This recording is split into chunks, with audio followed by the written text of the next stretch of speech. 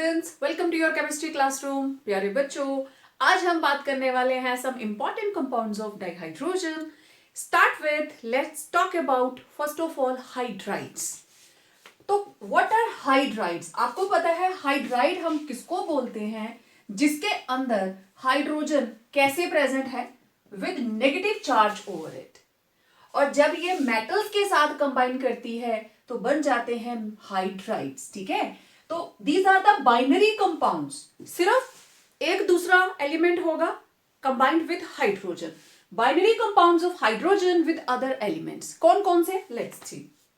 इधर मैंने लिखी है प्रॉपर्टी, किसके बारे में हम बात करने वाले हैं। और basically hydrides they are of three types. Hydrides are of three types. Number one ionic, then covalent, and third is metallic और interstitial hydrides। एक एक करके हम डिस्कस करेंगे। What are ionic और saline? Saline का मतलब होता है salt like। तो salt कोई भी होता है, salt के अंदर ionic कंपाउंड होता है। किस salt को जानते हो आप, जो सबसे ज्यादा आप यूज करते हो? NaCl, सोडियम क्लोराइड, है ना। हम यही बोलते हैं ना, सॉल्ट। सॉल्ट डालो, नमक डालो, राइट। तो हम एक सॉल्ट के साथ बहुत ज्यादा फेमिलियर है, sodium chloride, and that is an ionic compound. तो सेलाइन आयनिक और सॉल्ट लाइक एक ही बात है। सेलाइन का मतलब ही सॉल्ट लाइक होता है। तो इसमें कौन प्रेजेंट होते हैं? Hydrogen and highly electropositive metals like alkali and alkaline earth metals, means S block element. तो हमारे पास आ जाता है ग्रुप 1 एंड ग्रुप 2। तो इसमें alkali metals and alkaline earth metals, इनको आप अच्छे से जानते हो। कोवेलेंट और मॉलिक्यूलर हाइड्राइड्स, इसमें हाइड्रोजन के साथ प्रेजेंट होंगे वो एलिमेंट्स जिनकी इलेक्ट्रोनेगेटिविटी हाइड्रोजन के साथ मिलती जुलती है। ठीक है, कंपेरेबल। तो उसमें सारे के सारे P block, boron family, carbon family, nitrogen family, oxygen family and fluorine family. तो बोरोन कौन सा ग्रुप है? 13, carbon 14, nitrogen group 15, oxygen group 16 and fluorine it is group 17, right? Then metallic और interstitial, इसके अंदर प्रेजेंट है एटॉमिक हाइड्रोजन। देखो, इनके साथ मॉलिक्यूलर हाइड्रोजन कंबाइन करती है, लेकिन मेटेलिक के अंदर there is present atomic hydrogen. और कौन कौन प्रेजेंट होगा? डी एंड एफ ब्लॉक के एलिमेंट्स, वो एब्जॉर्ब कर लेते हैं हाइड्रोजन को इंटरस्टिशियल साइट्स के अंदर। फर्स्ट प्रॉपर्टी क्लियर होगी सबको? What are the constituents? ठीक है, चलो इससे पहले मैं आगे बढ़ूं, आप लोग 1 मिनट जल्दी से स्क्रीनशॉट लीजिए, फिर मुझे इसको हटाना है। ओके, अब देखिए सेकंड हमारे पास जो कंपोनेंट है दैट इज बॉन्डिंग। दूसरी प्रॉपर्टी बॉन्डिंग। ओके, अब देखो जिसके अंदर नाम ही आयनिक है तो क्वाइट ऑब्वियस इनके अंदर बॉन्डिंग कौन सी होगी? Ionic bond.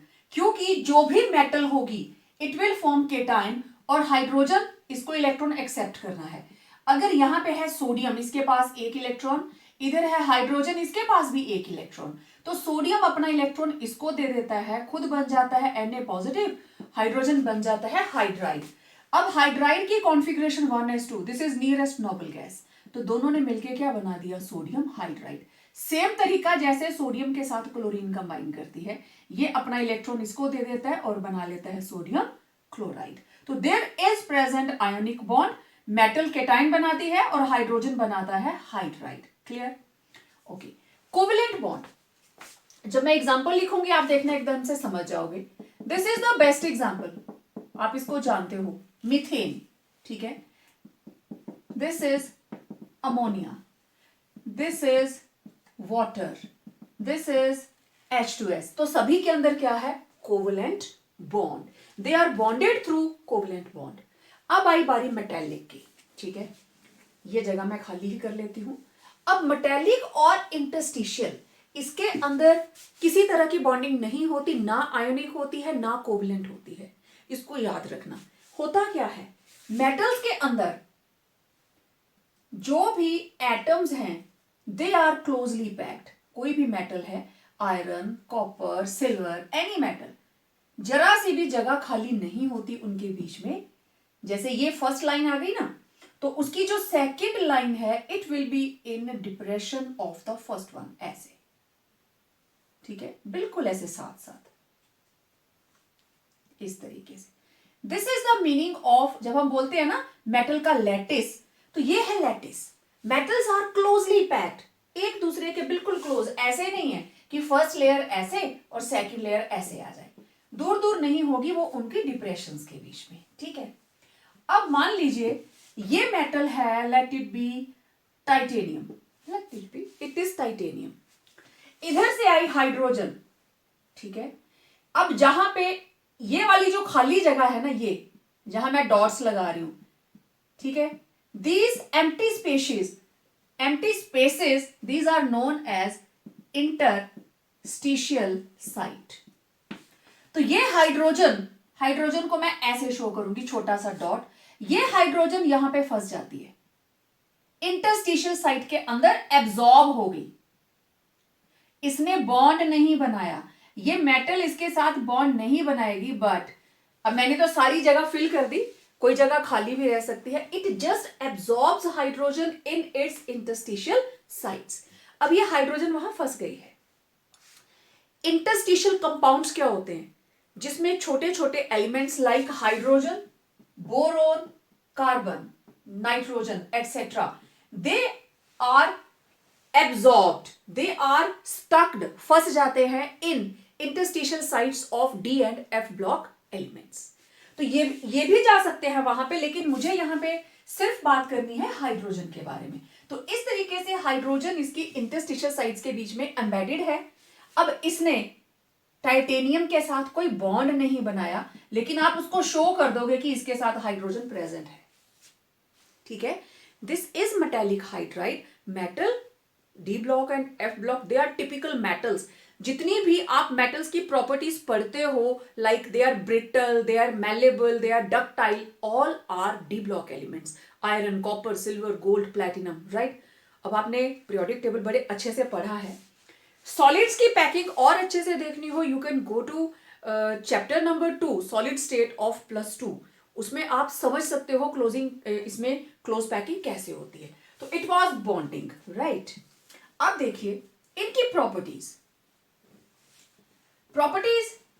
जितने भी हमारे पास आयनिक जो हाइड्राइड्स हैं, ionic hydrides, they are good conductor of heat and electricity in fused state. Solid state में नहीं होंगे, फ्यूज्ड स्टेट में होंगे तो they will be having charges, cation और anion, and also they are good reducing agent, ये दूसरे substance की रिडक्शन करवा देते हैं, ठीक है।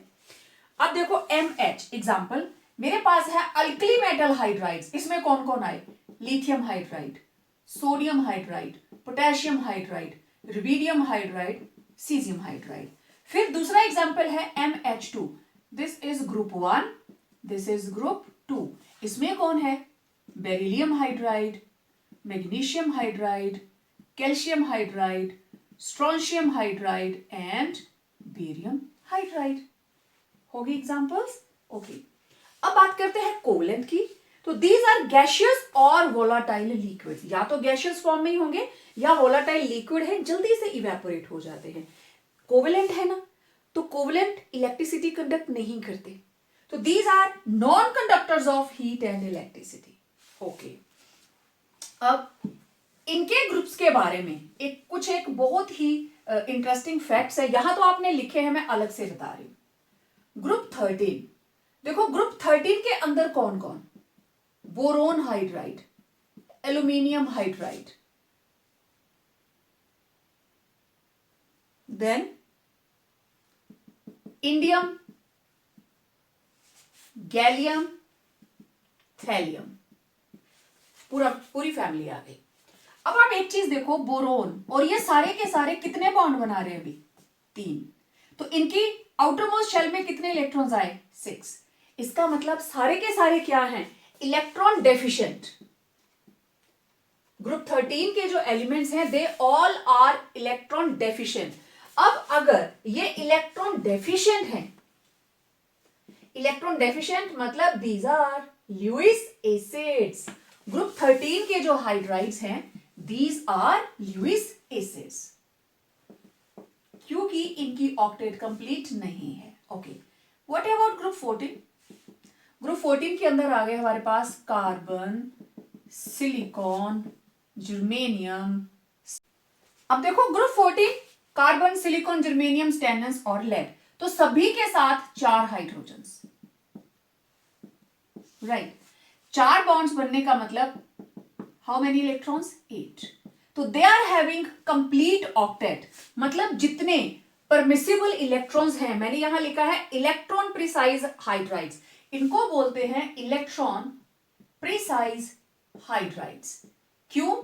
Because they have number of electrons as permissible in outermost shell. Clear? 8 ही होने चाहिए ना outermost shell के अंदर, तो these are electron precise hydrides. Okay. Group 15 nitrogen family, NH3, PH3, ठीक है। तो ग्रुप 15 के अंदर nitrogen, phosphorus, arsenic, antimony, bismuth, तो सभी के साथ लगे हैं 3 हाइड्रोजन। अब जरा ध्यान से देखना, अमोनिया का स्ट्रक्चर देखो, सभी के पास लोन पेयर है ना। टोटल 5 इलेक्ट्रॉन होते हैं, 3 के साथ कॉम्बिनेशन हो गया। मैं अमोनिया का बना के दिखा देती हूं। इट्स लाइक दिस, ऐसे बनाते थे ना, ये रहे 2 लोन पेयर। ओके, इसका मतलब इनके पास लोन पेयर है तो दे कैन डोनेट कर सकते हैं ना। तो जो ग्रुप 15 है, these are Lewis bases because these are electron rich. Not only group 15, अगर आप ग्रुप 16 की बात करें, 17 की बात करें, तो सभी के पास लोन पेयर्स हैं। अब जैसे ग्रुप 16 के अंदर आ गया हमारे पास ऑक्सीजन है, सल्फर है, सेलिनियम है, तो मैं सिर्फ इतना सा एग्जांपल लूंगी, 2 लोन पेयर हैं इनके पास। देन HF, HCl, HBr, तो हर हैलोजन के ऊपर there are present 3 lone pairs, right. तो ग्रुप 15, 16, 17 ये क्या है? Lewis bases. बच्चे ये आपके एक नंबर के क्वेश्चंस हैं, आप चाहे तो स्क्रीनशॉट ले सकते हैं। क्लियर? किस ग्रुप को क्या बोलते हैं? Group 13 is Lewis acid and group 15 is Lewis base, 16, 17, क्योंकि इनके पास एक्स्ट्रा इलेक्ट्रॉन्स हैं, लोन पेयर्स हैं। और ग्रुप 14 ये बिल्कुल सही है, जितने चाहिए उतने ही हैं, and it is tetravalent having 4 bonds. Okay, next D block और एफ ब्लॉक के जो हमारे पास हाइड्राइड्स हैं, अब उनकी प्रॉपर्टीज की बात करते हैं। दे हैव मेटेलिक अपीयरेंस, और इनकी प्रॉपर्टीज सेम जिस मेटल के साथ कंबाइंड है हाइड्रोजन उसी के जैसी होंगी, क्योंकि हाइड्रोजन की बॉन्डिंग तो है ही नहीं। तो all properties they will be similar to parent metal.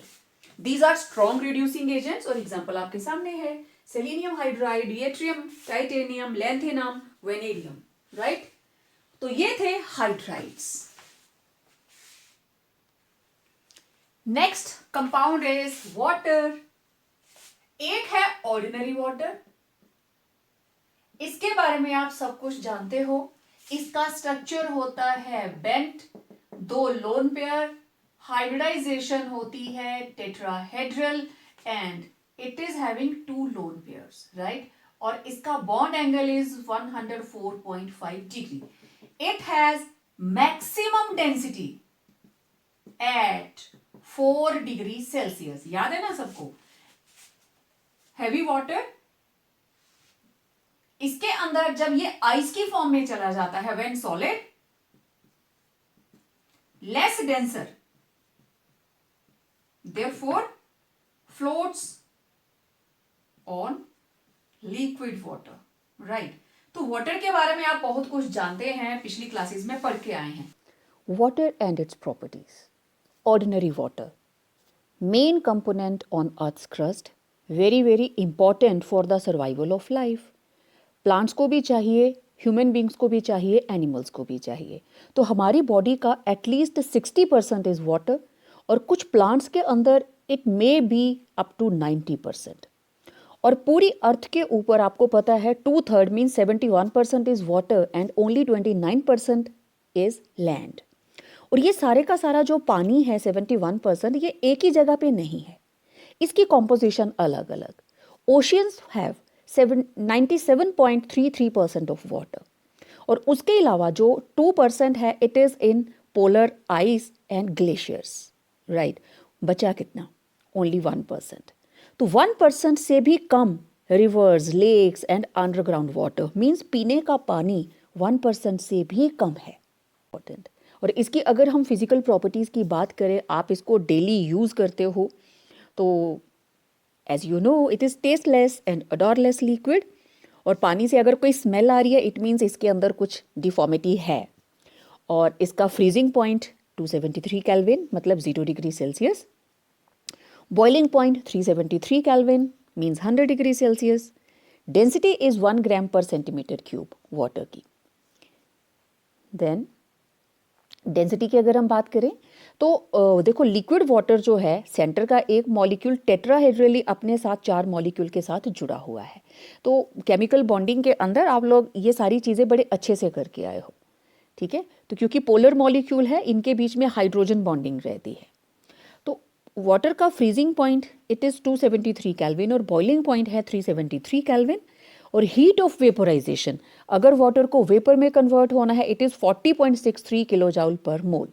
और heat of fusion it is 6.013 kilo joule per mole.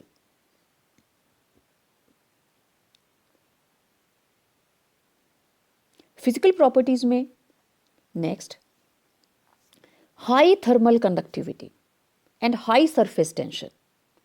Water की सरफेस टेंशन बहुत ज़्यादा रहती है, हाई डाइपोल मोमेंट है क्योंकि पोलर मॉलिक्यूल है, it has high dielectric constant, polar है ना तो डाइलेक्ट्रिक कांस्टेंट इसका ज़्यादा है।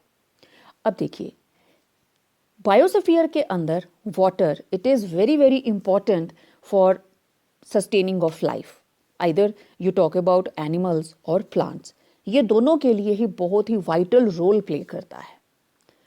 कहाँ कहाँ कितनी कितनी कॉम्पोजिशन पानी की ज़रूरी होती है, मैक्सिमम केमिकल रिएक्शंस ट्रांसपोर्टेशन के लिए पानी चाहिए। तो आप देख सकते हो ब्रेन में 80 to 85%, लंग्स में देखिए लिवर, स्किन, ब्लड 50%, ठीक है। तो ये थी इसकी कॉम्पोजिशन। ओके, वाटर के अंदर alcohol is a covalent molecule and sugar it is also a covalent molecule. लेकिन वाटर क्या है? पोलर, ठीक है। लेकिन ये इसमें घुल जाते हैं। वाटर का structure it's a bent shape with bond angle 104.5 degree. Bond length hydrogen और ऑक्सीजन का इट इज 95.7 पिकोमीटर्स।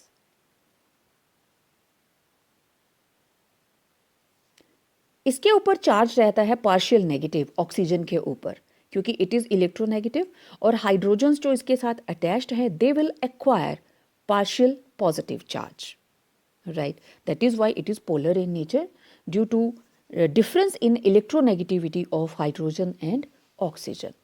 तो इसी की वजह से ये जो पोलैरिटी है ये अपने नियर बाय मॉलिक्यूल्स के साथ टेट्राहेड्रली जुड़ता है and forms hydrogen bonding. Ice का स्ट्रक्चर इस तरीके से रहता है कि दे कंबाइन टेट्राहेड्रली और इनके बीच में एम्प्टी स्पीसीज बन जाती हैं, जिसकी वजह से आइस की डेंसिटी कम हो जाती है अबाउट 0.9167 273 केल्विन के ऊपर, और जो लिक्विड वाटर है उसकी डेंसिटी 0.9998 मीन्स ऑलमोस्ट हम 1 ले लेते हैं इसको। तो तभी हम आइस को पानी में डालते हैं तो वो उसके ऊपर तैरना शुरू कर देती है due to lesser density than water. Less denser है इसलिए ये उसके ऊपर ही फ्लोट करती रहेगी, that is why ice floats on water. और इसका ये जो प्रॉपर्टी है this is very very important to sustain aquatic life. अगर आइस की डेंसिटी पानी से ज़्यादा होती तो आइस नीचे तक आ जाती और सारी की सारी एक्वाटिक लाइफ ख़त्म हो जाती। तो इट इज़ अ ब्लेसिंग कि इसकी डेंसिटी जो है वो कम है। What is D2O? Ordinary water की जब हम करते हैं इलेक्ट्रोलाइसिस तो D2O बनता है। It is prepared from ordinary water by electrolysis. Electrolysis मैंने बहुत बार बता दिया आपको। First time it was prepared by a scientist Urey in 1932। और अगर हमें एक थोड़ा सा एस्टिमेट लगाएं, 1 लीटर हैवी वाटर तैयार करना है, it will consume 29,000 litres of ordinary water. उसकी इलेक्ट्रोलाइसिस करेंगे, only then you can get 1 litre of D2O. अब हैवी वाटर की properties, it does not support life as ordinary water. जैसे simple water के बिना हमारा चलता नहीं है. 70% हमारी बॉडी के अंदर वाटर ही है. ठीक है, पानी के बिना लाइफ चल ही नहीं सकती. सो D2O ये ऑर्डिनरी वाटर की तरह लाइफ सपोर्ट नहीं करता. It is used as moderator in nuclear reactors, क्योंकि न्यूट्रॉन्स की स्पीड को ये स्लो डाउन करता है. And it is used in tracer technique. जब हमें किसी केमिकल रिएक्शन का मैकेनिज्म स्टडी करना होता है तो हम ट्रेसर टेक्निक को फॉलो करते हैं, हम यूज करते हैं, और वहां पे हम D2O को यूज करेंगे. क्यों करेंगे? क्योंकि मोटू है ना, तो तेजी से नहीं चलेगा, धीरे धीरे चलेगा, तो इसके पाथ को फॉलो किया जा सकता है. Then source of heavy water, this is source of heavy hydrogen. Heavy water से क्या बनेगी? Heavy hydrogen. Next, it is poisonous nature. D2O is poisonous to plants as well as animals.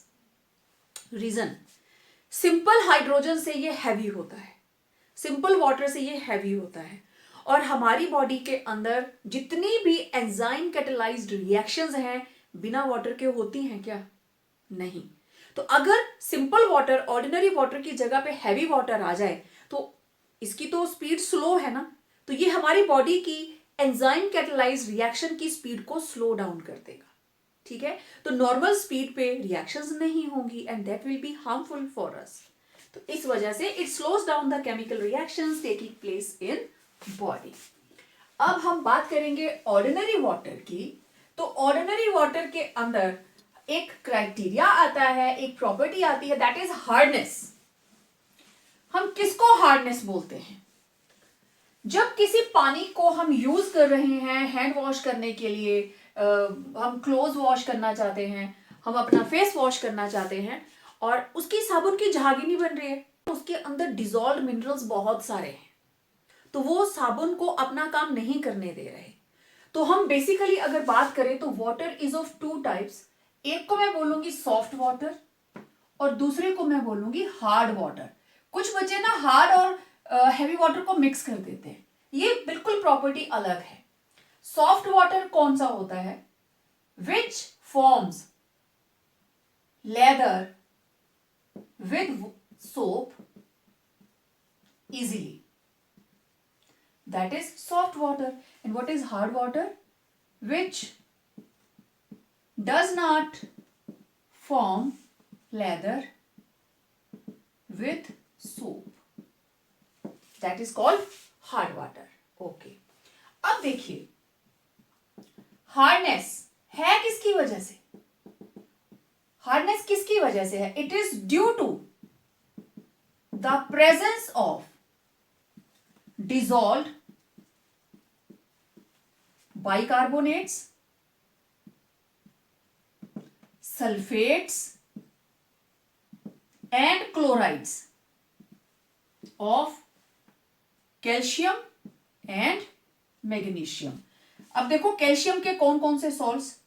एक है कैल्शियम बाइकार्बोनेट, फिर है magnesium bicarbonate, फिर है calcium sulphate, फिर है कैल्शियम क्लोराइड.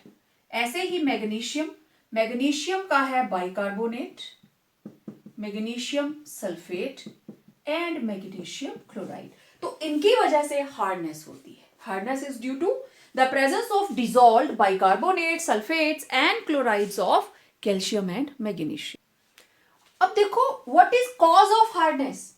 हमने सॉफ्ट हार्ड की बात कर ली, जो रेडिली एकदम से साबुन झाग बना ले पानी के साथ, that is soft water.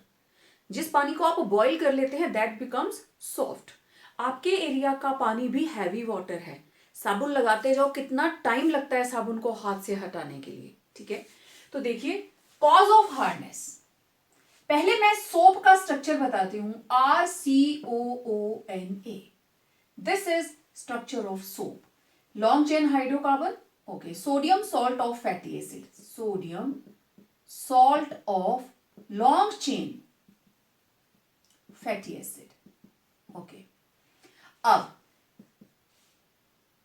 Hardness किसकी वजह से है? बाइकार्बोनेट्स, सल्फेट्स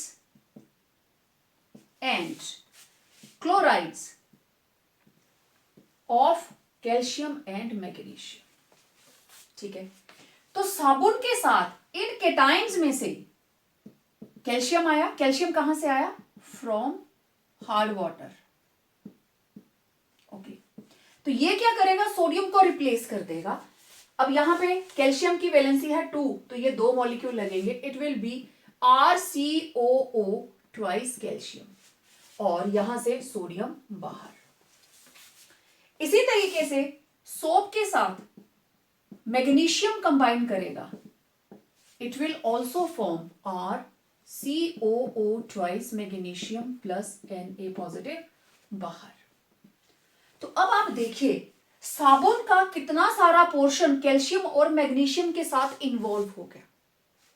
तो केटाइंस कौन कौन से cations? Calcium 2 positive and magnesium 2 positive from hard water replace Na positive from soap. तो सोप का कितना सारा पोर्शन तो इन्हीं के साथ खत्म हो गया। Replace sodium ions from soap. Therefore the water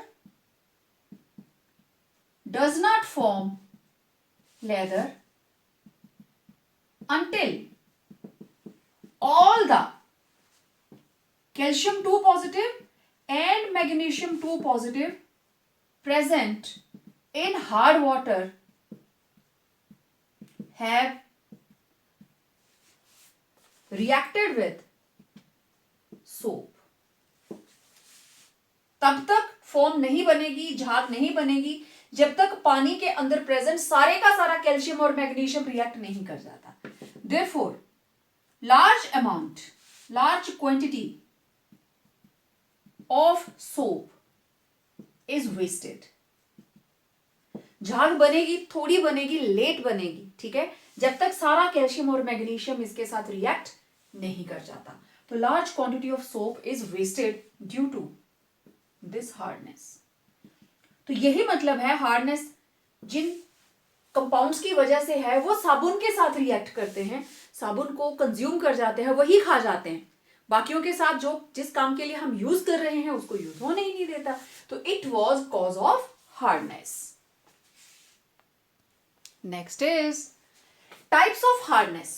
2 तरह की है, टेम्परेरी एंड परमानेंट। टेम्परेरी इसलिए कि आप इसको ना सिंपल बॉईल करके भी हटा सकते हो, ठीक है। परमानेंट को आप सिंपल बॉइलिंग से नहीं हटा सकते। तो it is due to the presence of bicarbonates of calcium and magnesium. Bicarbonate की वजह से जो हो वो टेम्परेरी, और सल्फेट और क्लोराइड ऑफ कैल्शियम और मैग्नीशियम की वजह से जो होगी दैट इज परमानेंट। और सिंपल हार्डनेस किसकी वजह से थी? तीनों को हम इकट्ठा लिखते थे। अब इसकी कैटेगरी बन गई, बाइकार्बोनेट टेम्परेरी कॉज करते हैं और sulphate and chlorides permanent hardness. Okay, चलो अब इसको रिमूव करते हैं। Removal of hardness. हार्डनेस को रिमूव करेंगे और पानी को करेंगे soft. This is called softening of water. The process of removal of hardness is known as softening of water. Okay, तो पहले टेम्परेरी की बात करते हैं। It can be softened by boiling.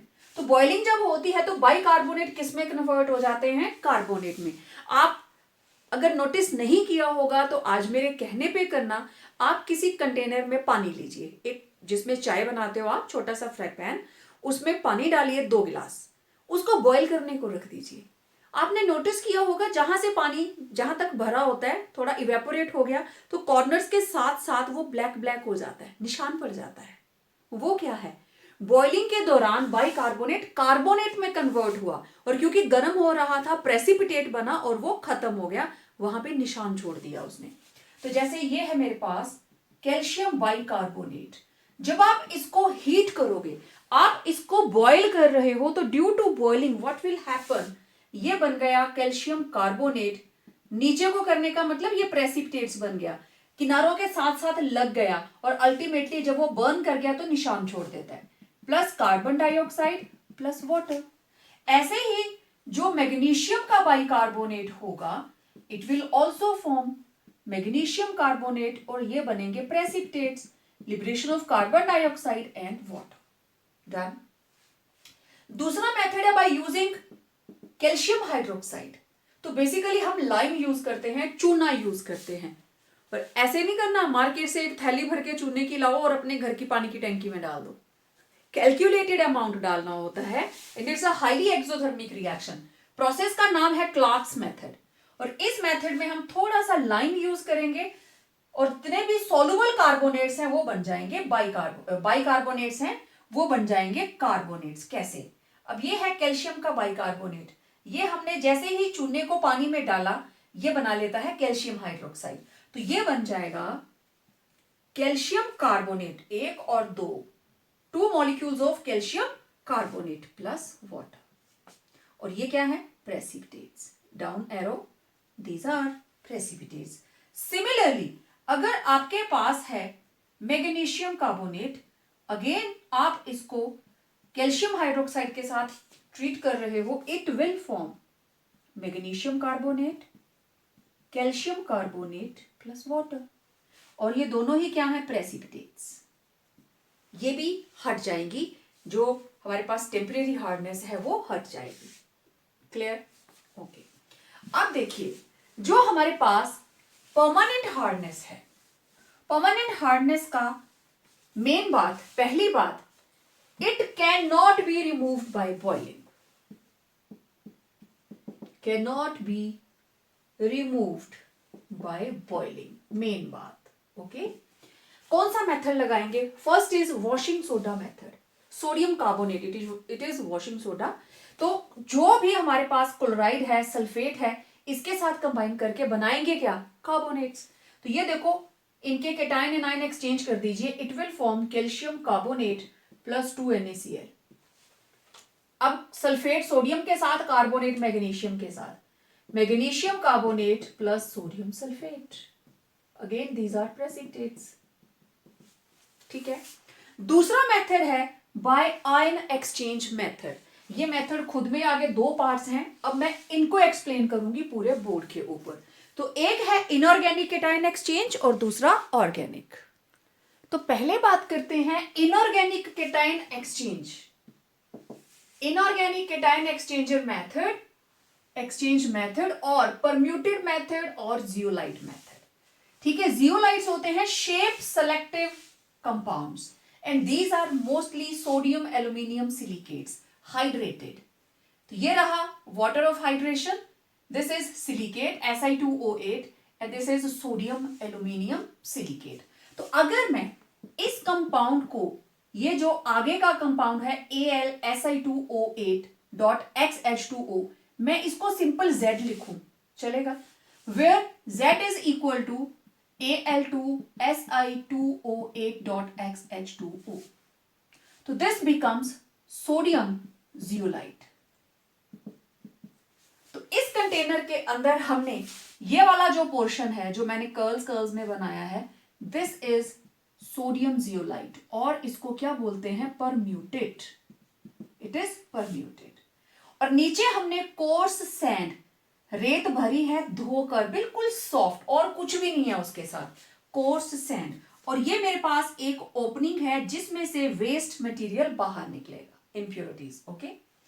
इस पाइप की आप देखो डेप्थ यहां तक है। ठीक है।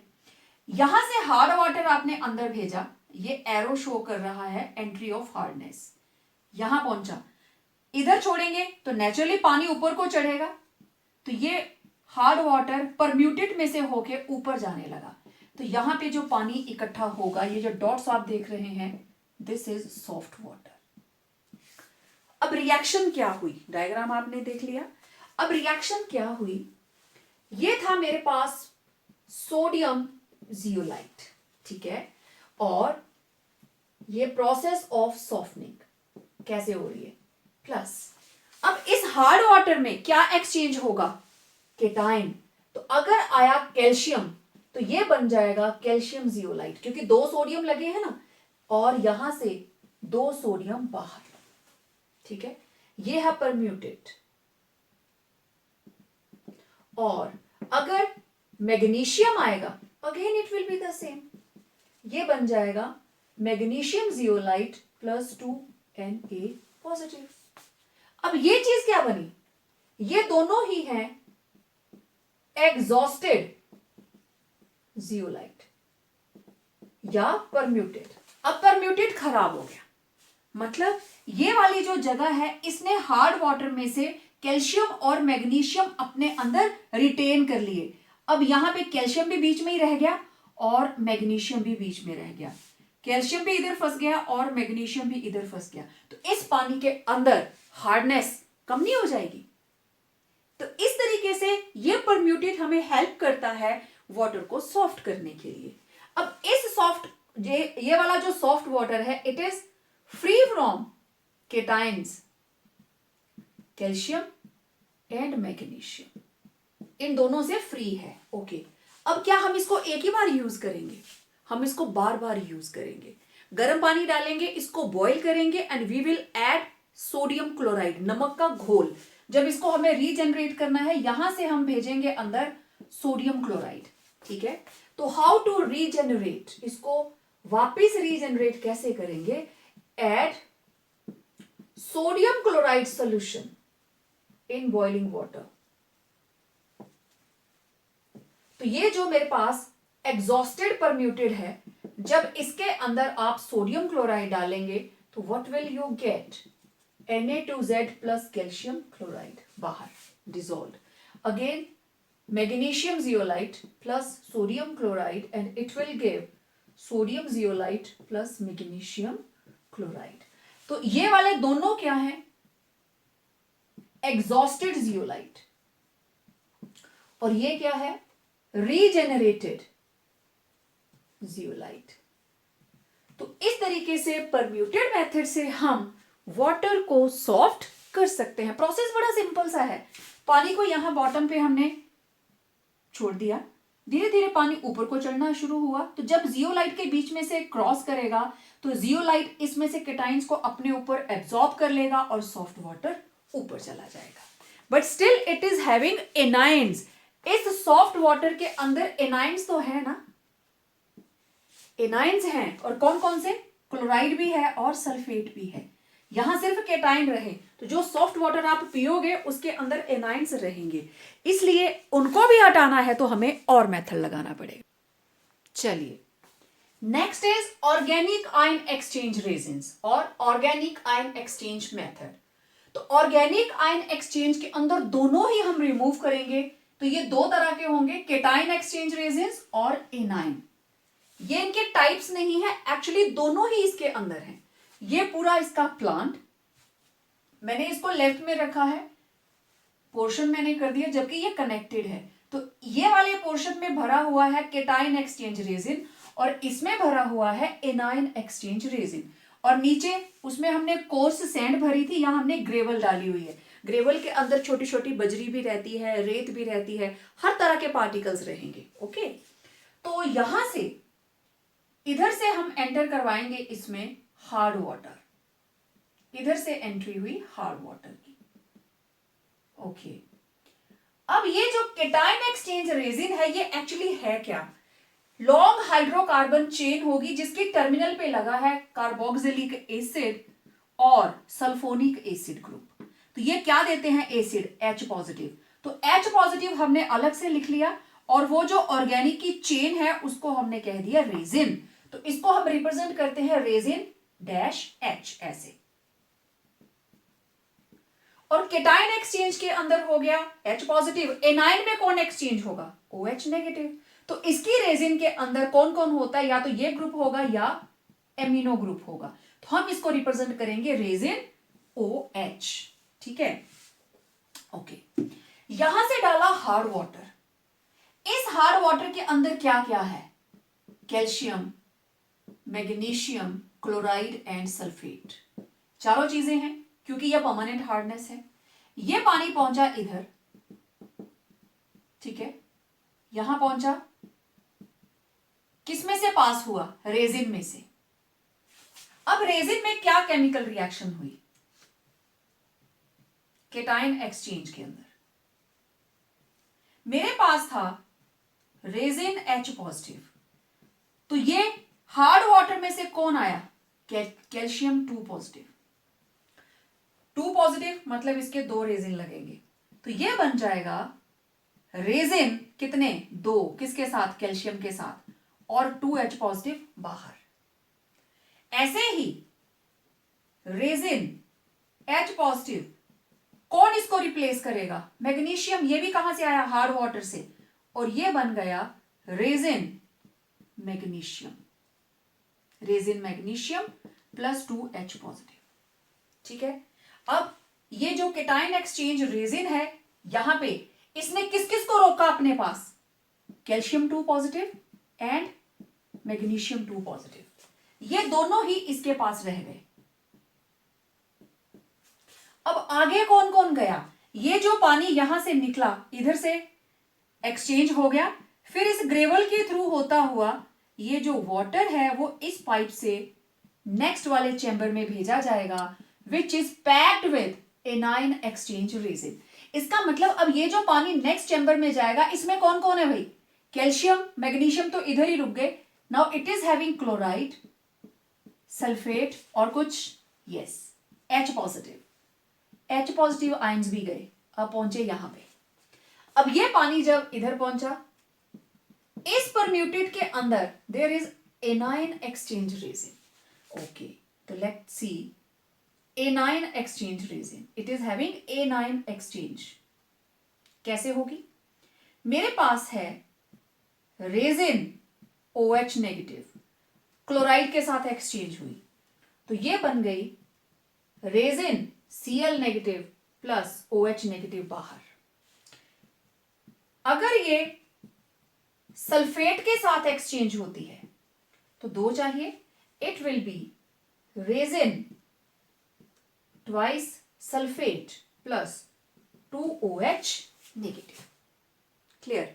अब देखो इसके अंदर कौन कौन रुक गया भाई? क्लोराइड भी रुक गया और सल्फेट भी रुक गया। मतलब इसने क्लोराइड को भी रोक लिया और सल्फेट को भी रोक लिया। कौन बचा? इधर से कौन आया था? H positive. इधर से क्या निकला? OH। तो दोनों ही आपस में मिलकर H पॉजिटिव एंड OH क्या बना लेते हैं? वाटर। तो जो वाटर यहां से बाहर निकला, इट इज फ्री फ्रॉम, ये जो सॉफ्ट वाटर बाहर निकल रहा है, it is free from calcium, magnesium, chloride, sulphate. तो इसको हम बोल देते हैं demineralised water. It is purely soft water known as demineralized water. Have a screenshot. बहुत सिंपल प्रोसेस। पहले पोर्शन में केटाइन रुक गए इधर ही, दूसरे पोर्शन में एनाइन रुक गए। इसका H पॉजिटिव हटा था, इसका OH, दोनों आपस में मिलकर क्या बना लेते हैं? वाटर। तो ये H पॉजिटिव कहां से आया? केटाइन रेजिन से। OH नेगेटिव कहां से आया? एनाइन रेजिन से, और दोनों ने मिलकर क्या बना दिया? वाटर। अब देखो ये दोनों, दिस इज एग्जॉस्टेड रेजिन। कौन सा? Exhausted cation resin, and this is exhausted A9 resin. अब इनको रिकवर भी तो करना पड़ेगा।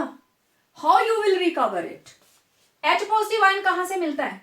एसिड से, और OH नेगेटिव बेस से। तो ये तो पहले हो गई softening of water.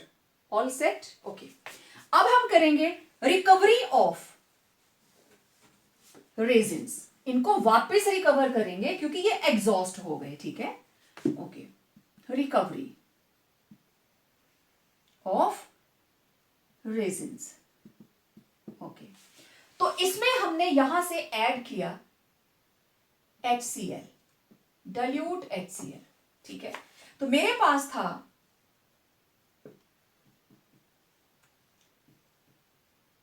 Dilute HCl is added. Recovery के लिए डाइल्यूट HCl इज एडेड जब आप केटाइन वाले को कर रहे हो। तो ये था resin twice calcium plus HCl। ठीक है, HCl के 2 मॉलिक्यूल, तो ये बन जाएगा resin H positive 2 molecule plus calcium chloride removed. इसी तरीके से रेजिन मैग्नीशियम प्लस HCl क्या बन जाएंगे, resin H positive plus magnesium chloride, वही रुका था ना इसके पास। तो दिस इज रिकवर्ड और रीजेनरेटेड केटाइन रेजिन। इसी तरीके से जब आपको एनाइन को करना है, you have to add certain base. अब आप इसमें बेस डालोगे, sodium hydroxide base is added. ठीक है, अब आपके पास क्या था, रेजिन, और रेजिन के साथ लगा हुआ था Cl negative, right. You are having resin Cl negative plus sodium hydroxide, ये बन गया अगेन रेजिन OH नेगेटिव और क्लोराइड बाहर। फिर आपके पास था resin twice sulphate, again you added sodium hydroxide, it will form two molecules of resin OH negative और सल्फेट बाहर। जो जो रेजिन ने अपने पास रोका था उसी को हमने बाहर निकाल दिया। आप देख सकते हो, रेजिन ने अपने पास रोका था क्लोराइड और सल्फेट को, सोडियम हाइड्रोक्साइड ने उसको बाहर निकाल दिया। तो these are regenerated anion resins. और ये क्या है, exhausted resins. These are exhausted resins. तो in this way हम इधर से डालेंगे सोडियम हाइड्रोक्साइड, तो इसके ऊपर गिरेगा and it will be again recovered. और नेक्स्ट जो भी आपको वाटर सॉफ्ट करना है आप उसके लिए रेडी हैं। ठीक है, तो it was organic ion exchange method for softening of water. Talking about methods of preparation, किसकी बात करेंगे अब हम, हाइड्रोजन परऑक्साइड के बारे में। ठीक है, नेक्स्ट हमारा जो कंपाउंड है हाइड्रोजन का H2O2। मेरे पास टोटल 3 प्रोसेसेस हैं। लेबोरेटरी के अंदर हम 2 प्रोसेस यूज करेंगे, marks process and from barium peroxide. दोनों ऑलमोस्ट सेम है। देखो, मार्क्स प्रोसेस के अंदर हमने यूज किया सोडियम परऑक्साइड, उसमें डाला dilute sulphuric acid in ice cold conditions. तो दोनों के केटाइन एनाइन एक्सचेंज, सोडियम के साथ लग गया सल्फेट और O2 किसके साथ लग गया, H2 के साथ। ये देखो बन गया hydrogen peroxide. This is hydrogen peroxide. अब ये जो सोडियम सल्फेट है इसको ठंडा कीजिए तो इसके क्रिस्टल्स बन जाएंगे। क्रिस्टल सेपरेट कर लिए तो जो उसका फिल्ट्रेट बचा, इट विल हैव 30% H2O2। मतलब जो कंसेंट्रेशन है हाइड्रोजन परऑक्साइड की, that is not 100%, it will B only 30%।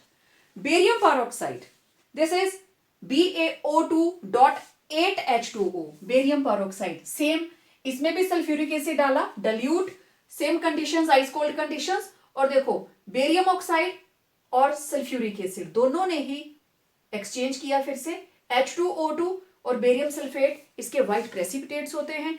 बिल्कुल दोनों को ऐड करते ही प्रेसिपिटेट नीचे सेटल हो जाते हैं और उसमें से हाइड्रोजन परऑक्साइड सेपरेट हो जाता है। लेकिन इस हाइड्रोजन परऑक्साइड की कंसेंट्रेशन रहती है ओनली 5%। तो हैव अ स्क्रीनशॉट, मुझे इसको हटाना है। ठीक है, अब देखो इंडस्ट्रियल स्केल के ऊपर हम किस तरीके से इसको तैयार करते हैं। It is from two ethyl anthraquinone. Okay, अब देखो पहले मैं आपको बताती हूं एंथ्राक्यूनोन है क्या। जब हम 3 बेंजीन रिंग्स को आपस में जोड़ देते हैं, दिस इज एंथ्रासीन। इसका नाम है एंथ्रासीन। यहां से पोजीशनिंग स्टार्ट होती है 1 2 3 4, ठीक है, 5 6 7 8 9 10 11 12 13 14। ओके, अब क्यूनोन, क्यूनोन किसको बोलते हैं हम, जब ऑपोजिट साइड्स पे कीटोनिक ग्रुप लग जाए, this is known as quinone. अब इसके साथ एंथ्राक्यूनोन वर्ड लग गया, मींस मेन न्यूक्लियस किसका है, एंथ्रासीन का। This is nucleus of anthracene, यही चीज। तो ये रहा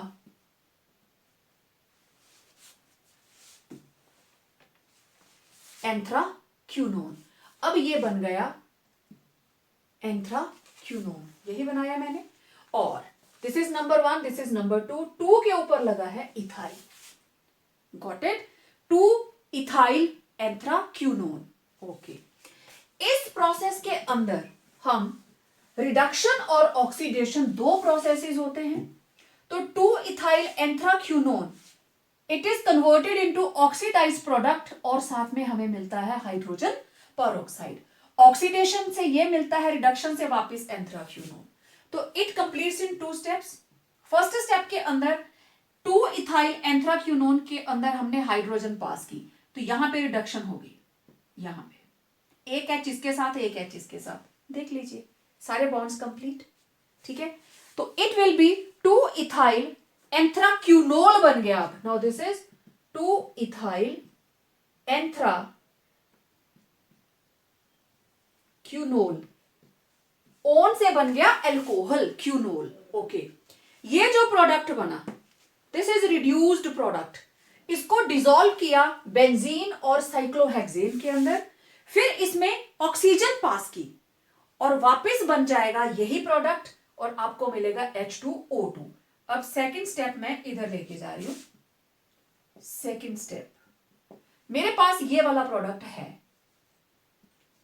दिस इज 2 इथाइल, ये रहा 2 इथाइल एंथ्राक्यूनोन, 2 इथाइल एंथ्राक्यूनोल, यहां पे भी OH और इधर भी OH, दोनों जगह पे। थोड़ा नाम को नीचे लिखती हूं, यहां पे भी OH, दिस इज 2 इथाइल एंथ्राक्यूनोल। अब हम इसमें पास करेंगे ऑक्सीजन, मतलब एयर पास करेंगे, तो एयर में से it will get quite obvious oxygen. तो देखो एक H यहां से निकला, एक H यहां से निकला, तो ये बन गया H2O2, और इधर वापस बन गया 2 इथाइल एंथ्राक्यूनोन।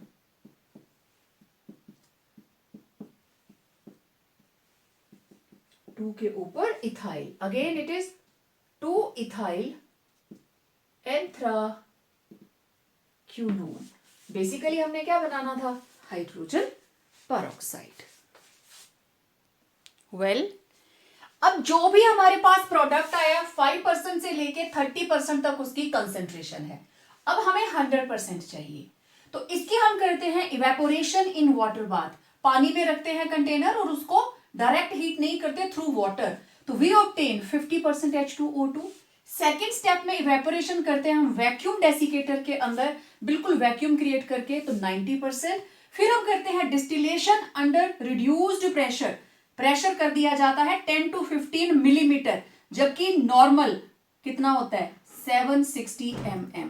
तो कितना कर दिया 760 से रिड्यूस करके 10 to 15, तो बन जाता है 99%।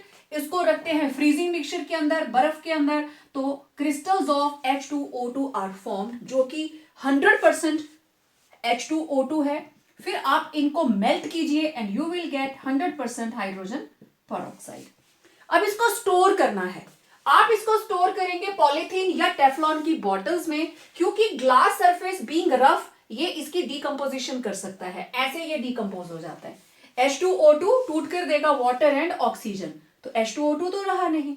Then dust causes explosive decomposition, same ऐसे, तो इसके आसपास डस्ट भी नहीं रहनी चाहिए, तो इफ स्टेबल रहे, डीकंपोज ना हो, we can add stabilizer like phosphoric acid, glycerol and acetonolide। तो इस तरीके से हम इसको सेफली स्टोर कर सकते हैं with 100% concentration.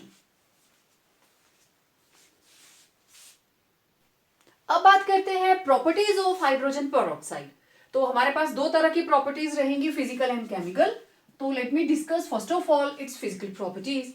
In pure form, hydrogen peroxide is a thick, syrupy liquid with pale blue color. अगर प्योर हाइड्रोजन पेरोक्साइड होगा तो जैसे शहद होता है ना, रूह अफ़ज़ा, उस टाइप का होगा. इट्स लाइक रूह अफ़ज़ा, सिरपी, ठीक है, सिरप होता है और पेल ब्लू कलर होगा इसका. अच्छा, आप लोगों ने हाइड्रोजन पेरोक्साइड देखा है जब कभी आपके कहीं जख्म हो गया तो उस पर ड्रेसिंग करता है डॉक्टर, तो पहले एक लिक्विड डालता है. लिक्विड डालते ही ना उसके वाइट वाइट ऐसे बबल्स आने शुरू हो जाते हैं और स्किन एकदम से साफ हो जाती है. तो दैट इज हाइड्रोजन पेरोक्साइड.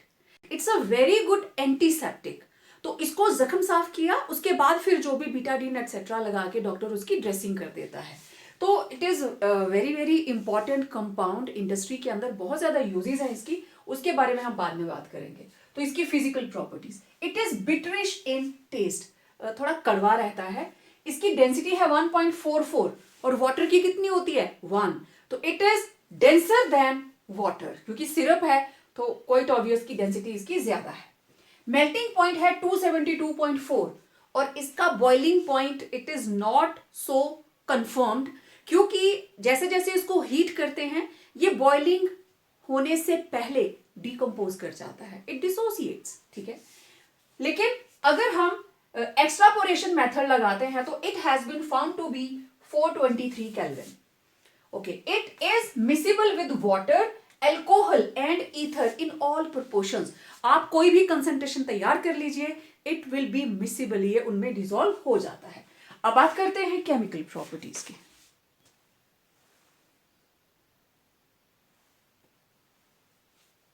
अब बात करते हैं केमिकल प्रॉपर्टीज की. तो मैंने यहां लिस्ट बनाई है. सबसे पहले हम बात करेंगे डीकंपोजिशन, ठीक है. मैंने आपको बताया था ना बॉइलिंग से पहले डीकंपोज हो जाता है. तो it decomposes to give water and oxygen on heating. अगर आप इसको हीट करते हो तो ये टूट जाता है. हाइड्रोजन पेरोक्साइड इसने बनाया water and oxygen with evolution of heat. This is an exothermic reaction. Exothermic reaction है ये, ठीक है. देन इसकी acidic nature, it is weakly acidic, turns blue litmus red, लेकिन it's a stronger acid as compared to water. आप उसकी dissociation constant की value को कंपेयर कर सकते हैं. ये वैल्यू ज्यादा है, वो वैल्यू कम है, 10⁻⁻40. ओके, अब देखो हाइड्रोजन पेरोक्साइड के पास देयर आर 2 हाइड्रोजन्स जिनको वो रिप्लेस कर सकता है. अगर इसको हटाता है तो बनेगा HO2 नेगेटिव. अगर ये दोनों चली जाती हैं it will form O2 negative. तो this is hydroperoxide and this is peroxide. तो यहां देखो जब उसने एक हाइड्रोजन हटाई तो ये बना हाइड्रोपेरोक्साइड आयन. जब इसने दूसरी भी हटा दी इसी में से ये बन गया peroxide ion. For example sodium hydroxide से बना सोडियम हाइड्रोपेरोक्साइड, खाली है ना जगह एक. और अगर आप दोनों हाइड्रोजन हटा देते हो तो बन जाता है सोडियम पेरोक्साइड. देखिए ऑक्सीडाइजिंग एंड रिड्यूसिंग नेचर, ये है इसका process of decomposition. It decomposes to give water and oxygen. Okay, अब जरा देखना, यहां से ऑक्सीजन, ऑक्सीजन के ऊपर चार्ज है -1, वाटर के अंदर ऑक्सीजन के ऊपर चार्ज है -2 और इसमें कितना है 0. समझ आई बात. ये ऑक्सीजन -1 क्योंकि ये है पर ऑक्साइड. पर ऑक्साइड का मतलब 2 ऑक्सीजन आपस में जुड़ी होती हैं, इस पे भी -1, इस पे भी -1 और दोनों ऑक्सीजन का इकट्ठा आता है -2. तो पर oxygen it is -1 charge, right. तो देखो यहां से -1 से हो गया -2, मतलब decrease in oxidation number by 1 × 2, क्योंकि यहां 2 ऑक्सीजन हैं तो टोटल कितनी आई 2. अब देखो -1 से हो गया 0, तो this is increase in oxidation number by 1 × 2 equal to 2, क्योंकि 2 ऑक्सीजन हैं.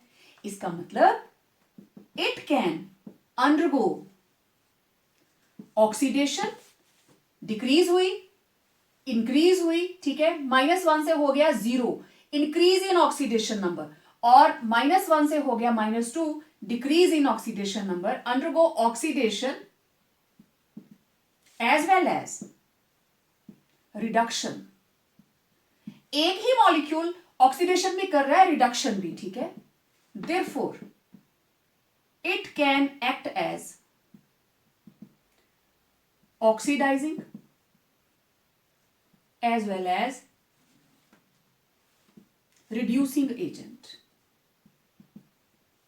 ये ऑक्सीडाइजिंग एजेंट की तरह भी काम करता है और रिड्यूसिंग की तरह भी. ठीक है, अब टर्न बाय टर्न हम इनकी एक्सप्लेनेशन देखते हैं.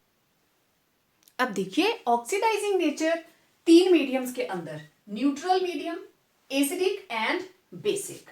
देखो न्यूट्रल मीडियम के अंदर this is the main reaction, H2O2 जैसे ये डिकम्पोज करता है, and this is nascent oxygen and this is very very reactive.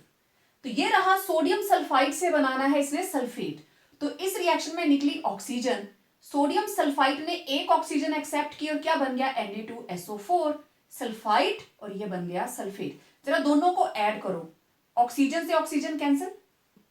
ठीक है, अब ये sodium sulphide plus H2O2 sodium sulphate और ऑक्सीजन तो यूज हो जाएगी, तो वाटर विल बी रिमूव्ड. तो अब मैं डायरेक्ट रिएक्शन लिखूंगी. सल्फाइड से बना सल्फर, मतलब H2S प्लस हाइड्रोजन परऑक्साइड, एक ऑक्सीजन इधर वाटर, दूसरी ऑक्सीजन इसके साथ वाटर, बाकी क्या बचा सल्फर. लेड सल्फाइड से बनेगा lead sulphate, this is lead sulphide. 4 molecules हमने यूज किए H2O2 के. 4 क्यों किए? क्योंकि लेड सल्फाइड को लेड सल्फेट बनने के लिए 4 ऑक्सीजन चाहिए. कहां से मिलेंगी? इस रिएक्शन से. तो इसलिए 4H2O2 और वो 4 ऑक्सीजन लग गई इसके साथ, और ये क्या निकल गए 4 वाटर मॉलिक्यूल. ठीक है, very simple reactions these are. अब एसिडिक मीडियम, एसिडिक मीडियम के अंदर हाइड्रोजन परऑक्साइड एक्सेप्ट करता है 2 इलेक्ट्रॉन. एसिडिक मीडियम से क्या आया H पॉजिटिव, और बना देता है वाटर. अब देखो ये कैसे करेगा. It evolves iodine from acidified, ये सारे के सारे एसिडिफाइड हैं. ठीक है, एसिडिक मीडियम के अंदर मैंने लिखा नहीं है, नो प्रॉब्लम, लिख भी देंगे तब भी कोई दिक्कत नहीं है. नहीं लिखा है, ऑलरेडी मीडियम आपके सामने है. तो ये रहा पोटेशियम आयोडाइड, सल्फ्यूरिक एसिड क्योंकि एसिडिक मीडियम है, हाइड्रोजन परऑक्साइड. तो what will happen, potassium combine कर जाएगा सल्फेट के साथ. ठीक है, हाइड्रोजन और ऑक्सीजन से मिलके बन गया water. What we are left with 2 iodine, iodine is liberated. तो इसने पोटेशियम आयोडाइड में से पोटेशियम को हटा दिया, that is why it is oxidising agent. Then acidified ferrous sulphate to ferric sulphate. देखो बहुत सिंपल रिएक्शन, ये है ferrous sulphate plus H2SO4 plus H2O2. Okay, ferrous, इससे बनेगा ferric, ferric sulphate plus H2O. अब देखिए यहां पे फेरस का मतलब इसके ऊपर चार्ज है +2, फेरिक का मतलब इसके ऊपर चार्ज है +3, +2 से हो गया +3, हो गई ना ऑक्सीडेशन. आयरन 2 पॉजिटिव से बना है आयरन 3 पॉजिटिव. ठीक है, तो ऑक्सीडेशन इसने करवा दी इसकी. पोटेशियम फेरोसायनाइड जिसके अंदर आयरन है +2 चार्ज, इससे बनेगा potassium ferricyanide. Again these are acidified, sulphuric acid डाला है हमने, तो इट विल बी K3FeCN6.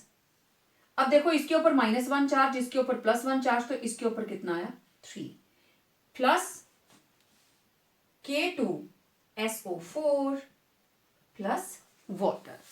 तो इस तरीके से आपके पास प्रोडक्ट बन जाएगा. It will B potassium ferrocyanide से बन जाएगा फेरिसाइनाइड, 2 वाटर मॉलिक्यूल्स. और इसको भी बैलेंस करते हैं, लेट इट बी, हो गए बराबर 4 2 8 और उधर है 3 2 6 और ये रहे 2 पोटेशियम. इसके बाद बात करते हैं बेसिक मीडियम की. बेसिक मीडियम में इट एक्सेप्ट्स 2 इलेक्ट्रॉन्स और बना देता है हाइड्रोक्साइड आयंस. अब मैंगनीज सल्फेट से बना manganese oxide, manganese sulphate, hydrogen peroxide, basic medium में आ गया सोडियम हाइड्रोक्साइड, तो ये कन्वर्ट हो गया मैंगनीज ऑक्साइड. सोडियम के साथ लग गया इसका सल्फेट, बाकी क्या बचा वाटर. क्रोमियम सॉल्ट से बनेगा क्रोमेट. क्रोमेट क्या होता है CrO4 2 नेगेटिव, CrO4 2 मॉलिक्यूल्स आएंगे, 2 negative plus H2O, water will be removed. तो इस तरीके से एसिडिक, बेसिक और न्यूट्रल मीडियम के अंदर कैरी आउट होती है हमारे H2O2 की ऑक्सीडाइजिंग प्रॉपर्टीज। ओके, अच्छा, अब आप लोगों ने बैलेंसिंग ऑफ केमिकल इक्वेशन पढ़ ली है, ठीक है। ये आपके सामने इक्वेशन तो मैंने बैलेंस करके लिखी है, लेकिन आपका होमवर्क क्या है, Cr3 पॉजिटिव प्लस H2O2 और आपको बनाना है Cr2 नेगेटिव प्लस H2O। इसको बैलेंस कीजिए in basic medium with all steps, आपकी प्रैक्टिस हो जाएगी। अब देखते हैं रिड्यूसिंग नेचर। रिड्यूसिंग नेचर की कॉमन जो रिएक्शन है that is it will accept one oxygen. Addition of oxygen is reduction, right? So it will form water and molecular oxygen, not nascent, it is molecular oxygen. तो neutral medium के अंदर ये halogens को convert कर देता है halogen acids में। Chlorine plus H2O2 क्या बन गया, हैलोजन एसिड, और साथ में क्या लिबरेट होगी, ऑक्सीजन। देखो जब भी ये रिएक्शन होगी, ये तो श्योर है कि ऑक्सीजन निकलेगी ही निकलेगी, ऑक्सीजन ने निकलना ही निकलना है। ऑक्साइड, हाइड्रोजन पेरोक्साइड, तो ये दो कंपोनेंट तो फिक्स हैं, जब भी ये चीज बनेगी ये दो तो बनेंगे ही बनेंगे। तो जब आप कोई भी कंपाउंड लिख रहे हो Ag2O plus H2O2, okay, neutral medium है ना, तो बाकी देखते हैं, ये दोनों तो आएंगे ही आएंगे। ऑक्सीजन निकल गई, क्या बचे, 2 silver, simple. Then acidic medium के अंदर H पॉजिटिव आयंस होंगे, इट रिड्यूसेस पोटेशियम परमैंगनेट, मतलब उसका पिंक कलर डिस्चार्ज हो जाएगा। पिंक कलर किसकी वजह से है, KMnO4, ठीक है, दिस इज KMnO4। इसमें मैंगनीज के ऊपर चार्ज है +7, राइट, ऑक्सीडेशन नंबर है इसका +7, और इसमें कितना है +2, और +2 वाला जो कंपाउंड है it will B sulphuric acid होगा तो सल्फेट, HCl होगा तो क्लोराइड, तो 2 positive, this ion is colourless and this is pink color। समझ आई बात। MnO4 negative, it is permanganate, it is pink in color, right? और जब इसके ऊपर है +7, manganese +2 charge, it is colorless। दूसरा हमारे पास है इसमें, it reduces HOCl, this is hypochlorous acid, उससे बनेगी क्लोरीन, तो ये हाइपोक्लोरस एसिड प्लस H2O2, फिर से वही चीज, ये दो तो आएंगे ही आएंगे, बाकी क्या बचा, HCl। अब ये HCl कैसे टूटा, H पॉजिटिव Cl नेगेटिव, और ये दो क्लोरीन आपस में जुड़ के बना लेंगे chlorine with the evolution of 2 electrons. Alkaline medium, it reduces, देखो पहले आपने किया था इट ऑक्सीडाइजेस पोटेशियम फेरोसायनाइड इनटू फेरिसायनाइड, अब इसका उल्टा, यहां पे आयरन के ऊपर चार्ज कितना है 2, यहां पे कितना है, सॉरी यहां पे कितना है 3, यहां कितना है 2, तो +3 से अगर +2 बनाना है इट विल एक्सेप्ट 1 इलेक्ट्रॉन, और acceptance of electron is reduction, है ना, सिंपल। तो इस तरीके से आप इन केमिकल रिएक्शंस को लिख सकते हो। यहां पे भी देखो वाटर और ऑक्सीजन तो आएगा ही आएगा, बाकी क्या बचा, फिर इसे +3 से क्या बना दिया, +2, ठीक है। Next is bleaching action. Bleaching आपने कहां देखी होती है, आप में से बहुत से बच्चों ने कई बार अपने हेयर ब्लीच किए होंगे, है ना, करते हैं पंगे कि यहां से एक लट किसी ने करी होती है, इधर से किसी ने की होती है, कि उन्होंने जगह जगह फुटबॉल का डिजाइन बनाया होता है। तो है क्या एक्चुअली, हेयर्स का अपना कलर क्या है, ब्लैक। तो अगर हम हाइड्रोजन पेरोक्साइड उस पर लगाते हैं, थोड़ा सा एक्टिवेटर डालना पड़ता है साथ में, तो वो आपके हेयर्स का जो कलर है उसको हटा देगा, कलर हट जाएगा, तो अंदर से किस तरह का कलर आएगा, गोल्डन टाइप, ठीक है। इसी तरीके से आप अगर किसी कलर्ड टी शर्ट के ऊपर या किसी कपड़े के ऊपर, कलर कोई भी कपड़ा है उसके ऊपर हाइड्रोजन पेरोक्साइड गिर जाता है, व्हाट इट विल डू, ये उसका कलर उड़ा देगा, ठीक है। तो इस तरीके से हाइड्रोजन पेरोक्साइड टूटता है water for the liberation of nascent oxygen, और ये नेसेंट ऑक्सीजन करती है ब्लीचिंग एक्शन। तो ये कोई भी कलरिंग मैटर, नेसेंट ऑक्सीजन, और वो बन जाता है कलरलेस मैटर, मींस वो हो गया ब्लीच्ड। कई लोग फेशियल हेयर्स के लिए, जो फेस पे हेयर्स होते हैं उसके लिए ब्लीच यूज करते हैं, ठीक है। तो इसको हम यूज कहां करते हैं? It is used as a bleaching agent for restoring colour in paintings, specially जो लेड की पेंटिंग्स होती हैं। It is used as an antiseptic for washing wounds, as preservative for milk, wine and other liquors, anti-chlor मतलब chlorine को हटाना। It is used as an anti-chlor in textile industry, मतलब it removes unreacted chlorine, फालतू की chlorine को निकाल देता है। And also it's a very very important laboratory reagent, बहुत सारी मेडिसिन के अंदर भी इसका यूज होता है, ठीक है।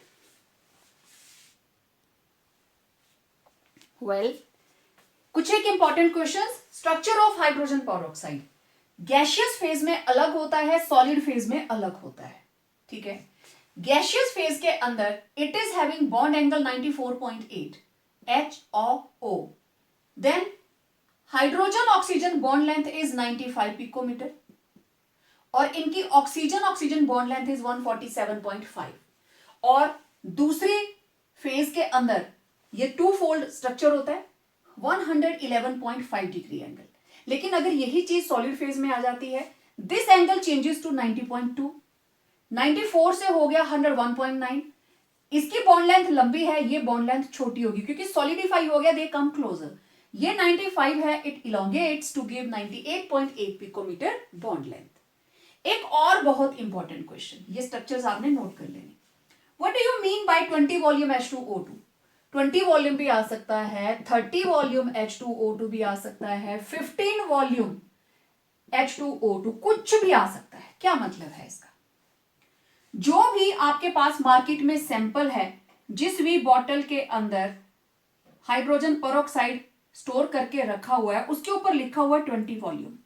इसका मतलब ये हुआ, इस पर्टिकुलर सोल्यूशन का अगर मैं 1 लीटर लेती हूं, it will release 20 liters of oxygen at NTP. Okay, 30 volume means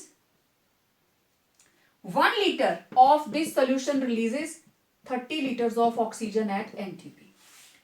15 volume means 1 liter of this solution releases 15 liters of oxygen at NTP. तो इस तरीके से हम हाइड्रोजन पेरोक्साइड की कंसेंट्रेशन को रिप्रेजेंट करते हैं। नाउ हमने हाइड्रोजन के बारे में सब कुछ पढ़ा, इसके वेरियस कंपाउंड्स भी पढ़ लिए, ठीक है। अब मैं बात करने वाली हूं हाइड्रोजन इकोनॉमी के बारे में। इकोनॉमी, किसी भी कंट्री की इकोनॉमी डिपेंड करती है उस कंट्री में प्रेजेंट वेरियस रिसोर्सेज के ऊपर।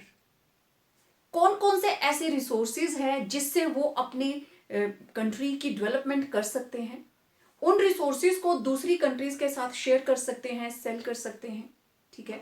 तो इकोनॉमी के अंदर हाइड्रोजन कैसे पार्टिसिपेट कर सकता है, कैसे ये हेल्प कर सकता है, उसके बारे में हम बात करेंगे। तो अगर आप एक सिंपल सा मेरे पास एनालिसिस देखें, तो जो हमारे पास एनर्जी है जिसको हम एज अ फ्यूल यूज करते हैं, natural gas 23%, coal 23%, petrol 40%, nuclear energy 8% and renewable energy, जिसमें सोलर एनर्जी भी आ जाएगी, विंड एनर्जी भी आ जाएगी, renewable sources, that is only 6%।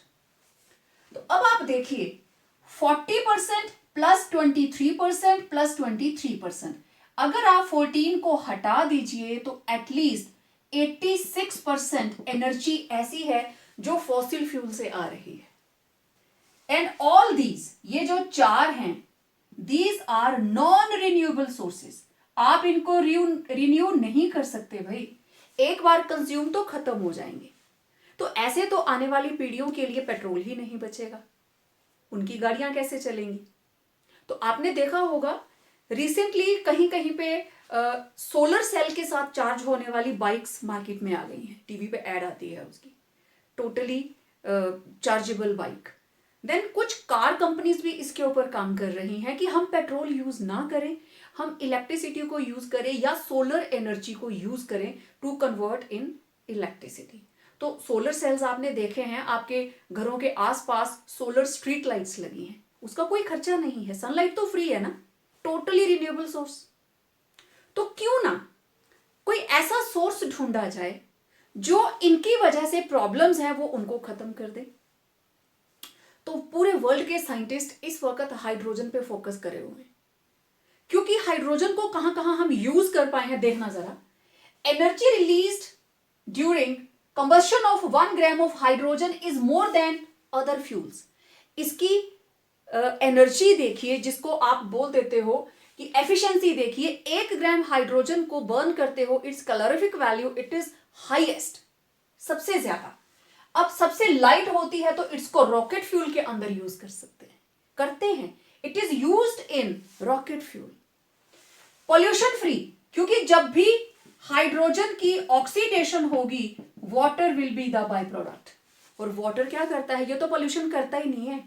तो अगर हमारी गाड़ियों में हम हाइड्रोजन और ऑक्सीजन का फ्यूल सेल यूज करें, पॉल्यूशन ही नहीं रहेगा। कार्बन डाइऑक्साइड की वजह से ग्रीन हाउस इफेक्ट होता है, तो अगर आप हाइड्रोजन को सब्स्टिट्यूट कर देते हो, अगर हम कामयाब हो जाते हैं तो बिल्कुल सब कुछ चेंज हो जाएगा, मदर नेचर बहुत खुश होगी। Then hydrogen is better than fossil fuels like wood, coal etcetera, petrol, क्योंकि इनकी वजह से प्लांट्स भी कटते हैं। अगर हमें कोल बनाना है, you have to cut the plants, you have to cut the trees, तो डिफॉरेस्टेशन, जो कि हमारे लिए ठीक नहीं है। इट्स अ रिन्यूएबल सोर्स, क्योंकि वाटर से बनती है हाइड्रोजन, वाटर की इलेक्ट्रोलाइसिस से हम इसको बनाते हैं। तो पूरा 2/3 portion of earth it is having large amount of water, तो कोई प्रॉब्लम ही नहीं है। Then mixture of hydrogen and oxygen it is used in fuel cell, और उस सेल की एफिशिएंसी कितनी है, 80%। तो इसकी ये यूजेस देखकर, इसकी ये कैरेक्टरिस्टिक देखकर every country now it's in a race कि कौन पहले हाइड्रोजन को, उसकी इकोनॉमी को बिल्कुल स्नैच करेगा उसमें से और यूज करेगा। सो जैसे और जगहों के ऊपर बहुत सी कंट्रीज के अंदर तो काम चला हुआ है, तो hydrogen it can be a better fuel, it can replace petrol in your cars, in your vehicles. Diesel को रिप्लेस कर सकता है, पेट्रोल को रिप्लेस कर सकता है, और क्योंकि पोल्यूशन फ्री है। और इसको प्रॉब्लम क्या है, एक ही दिक्कत है, इसकी स्टोरेज, क्योंकि इट इज हाईली फ्लेमेबल, बहुत जल्दी फ्लेम पकड़ लेती है, आग लग जाती है, इट इज हाईली फ्लेमेबल। तो इसकी स्टोरेज की बस प्रॉब्लम है। लिक्विड हाइड्रोजन को स्टोर करके रखा जा सकता है, fuel as a rocket fuel भी इसको यूज किया है, हाईली कंप्रेस करके, जितना कंप्रेस करेंगे उतनी क्वांटिटी उसके अंदर ज्यादा आएगी। तो प्रॉब्लम है सिर्फ इसको स्टोर करना और इसको पाइपलाइन के थ्रू एक जगह से दूसरी जगह पे भेजना। तो इस तरह की अगर प्रॉब्लम सॉल्व हो जाती हैं तो it can be a better option in the fuel industry. तो एक तो पोल्यूशन भी कंट्रोल हो जाएगा और इकोनॉमी तो कंट्री की बढ़ेगी ही बढ़ेगी। लेकिन इलेक्ट्रोलाइसिस का प्रोसेस थोड़ा सा महंगा है, तो जरूरत है ऐसे प्रोसीजर्स ढूंढने की कि इलेक्ट्रोलाइसिस बिल्कुल आसान हो जाए, हाइड्रोजन को हम आसानी से पानी में से निकाल सकें। हो सकता है जो बच्चे इस वीडियो को देख रहे हैं कल आप में से ही कोई साइंटिस्ट बने और इलेक्ट्रोलाइसिस के प्रोसेस को इंप्रूव करे और हाइड्रोजन को अपनी कंट्री, हमारी कंट्री की इकोनॉमी के अंदर ऐड करे। ठीक है, तो all the best. It was all about this chapter, hydrogen and it's important compounds. आपने बहुत सारे छोटे छोटे क्वेश्चंस इसमें देखे और समझे भी होंगे, तो खूब सारी प्रैक्टिस कीजिए, मेक योर नोट्स। तो मिलते हैं एक नए वीडियो के साथ, बात करेंगे एक नए और टॉपिक के बारे में। Till then stay home, stay safe and yes, complete your notes.